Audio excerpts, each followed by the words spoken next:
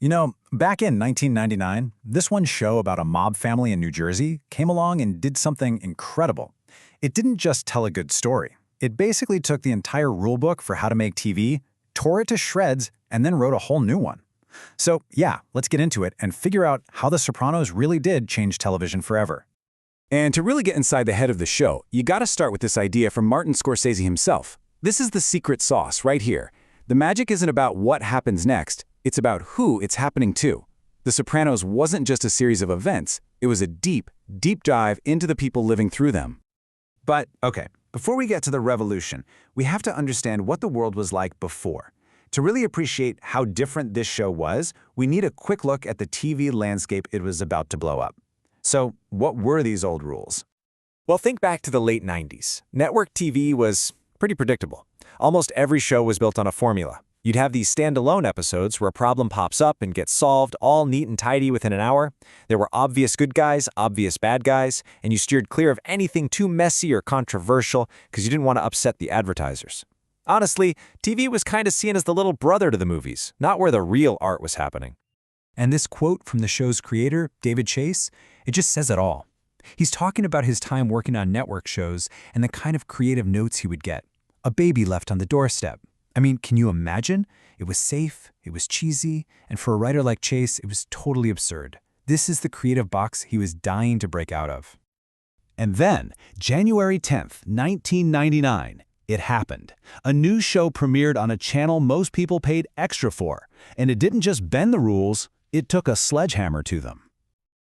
On the surface, the idea was so simple.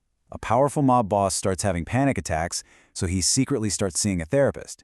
But that simple premise, that was the Trojan horse.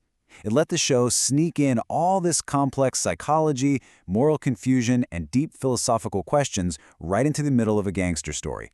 It was brilliant. And this is where the whole structure of TV storytelling started to shift. Old TV was something you could kind of have on in the background while you were folding laundry. The Sopranos?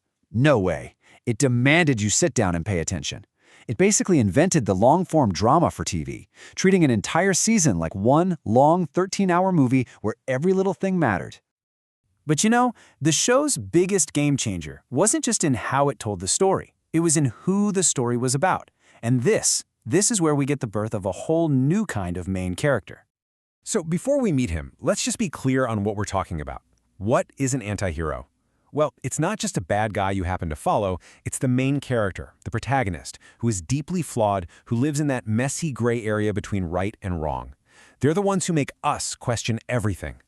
And that leads us straight to Tony Soprano. He was the blueprint. In the exact same scene, you could see him as a loving dad who's worried about his kids, and then 5 seconds later, he's a cold-blooded monster. That contradiction, that complexity made us sympathize with a man we should have hated. And just like that, the modern TV antihero was born. And this darkness wasn't just for show. This guy was a walking, talking psychological case study. Experts have looked at his character and pointed out all these diagnosable traits. We're talking serious personality disorders, crippling anxiety, deep depression, and a whole mountain of trauma from his own childhood. He wasn't just a gangster, he was a deeply broken man. All those scenes in Dr. Melfi's office, they were so much more than a clever way to tell the story. This was at a time when nobody was really talking about mental health, especially not for a character like this. Seeing this super tough, hypermasculine guy struggle with his own mind was honestly revolutionary. It opened up a conversation for millions of people. Okay, so a show this dark, this complicated, and this controversial, there was no way it could have survived on regular network TV. It needed a different kind of home, a place that wasn't afraid to break the rules. And that home, of course, was HBO. Their slogan at the time basically became the perfect description for The Sopranos. It wasn't just another channel you flipped through, it was something different. It was an event. It was HBO. See, it all came down to the business model, really. Network TV's job was to sell ads, which means their #1 rule was don't offend anybody. But HBO, people were paying a monthly fee for it. Their goal wasn't to please everyone, it was to make shows so good, so unique, that you'd be willing to pay for them. And that gave a creator like David Chase total creative freedom. So, did that bet pay off? Oh, absolutely. The show was a massive success, both critically and commercially. It single-handedly put HBO on the map as the place for serious, high-quality television. And, along the way, it just happened to pick up 21 Primetime Emmy Awards. Yeah, 21. That proved that this kind of challenging drama could also be a monster hit. And the shockwaves from that success, well, we're all still feeling them today. The show didn't just build a network, it basically reset the expectations for the entire television industry. A lot of people talk about the golden age of television we're supposedly in now. Well, if you want to know when it started, you can point to one specific date, January 10th, 1999.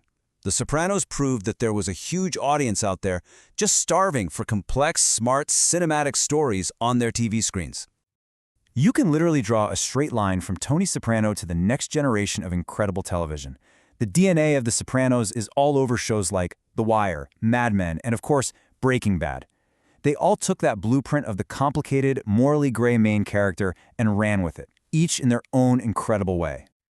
And hey, you don't have to take my word for it. This is straight from the man who played Walter White himself. Bryan Cranston said flat out that without Tony Soprano paving the way, a character like Walter White just couldn't have existed. I mean, that's it, right? That's the ultimate proof of the show's impact. So what's the bottom line? The Sopranos raised the bar. Permanently. It completely changed what we, the audience, expect and demand from the stories we watch. We're not satisfied with simple heroes and villains anymore. We want characters that feel messy and complicated and real. Which leaves us with one last big question. Here we are, a quarter of a century later, and the anti-hero is still king. So why is that? Why are we still so fascinated by these deeply flawed people who do terrible things? What does our love for them say about us? That's definitely something to think about.